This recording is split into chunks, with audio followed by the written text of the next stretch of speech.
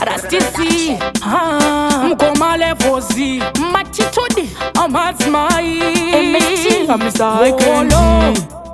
Bargundi toma Anzi unotidi une marishoma Uyu ndi nasi ndichapuwa na mkoma Niimbe chirungu ndatoimba shona Undichisa Vachitiva nonimisa Vaifunga kuti ndakapusa vakaona ndinomisa Semoto ndiri kupisa Kitore sebvunza machipisa Vaidaka kundichisa Vachitiva nonimisa Vaifunga kuti ndakapusa vakaona ndinomisa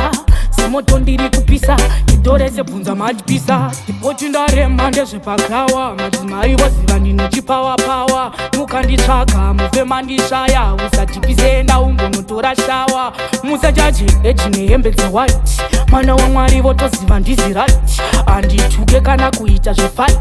Ave mana ake future iri bright Vaida kundichisa Vachitiva nonimisa Vaifunga kuti ndakapusa vakaona ndinomisa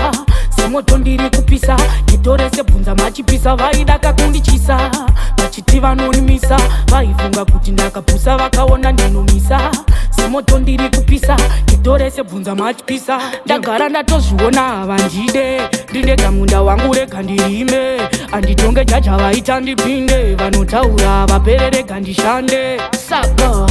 unondiziva here haundizive Chibva munzira mangu kandipinde Ndinofamba ndega usandisunde Zvangu ndezvechipo izvi haundimise Vachitiva nonimisa Vaifunga kuti ndakapusa vakaona ndinomisa Semoto ndiri kupisa Kitore sebvunza machipisa Vaidaka kundichisa Vachitiva nonimisa Vaifunga kuti ndakapusa vakaona ndinomisa Semoto ndiri kupisa Kitore sebvunza machipisa Voti ndarema ndezvepakawa Madzimai voziva ndine chipawa Mukanditsvaka mufe mandishaya Usatipise enda ungonotora shawa Musajaji eji nehembe dze-white Mana waMwari votoziva ndizi right Andituke kana kuita zvefight Ave mana ake future iri bright Vaida kundichisa Vachitiva nonimisa Vaifunga kuti ndakapusa vakaona ndinomisa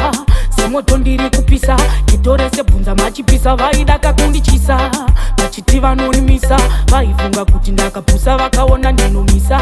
Semoto ndiri kupisa Kitore sebvunza machipisa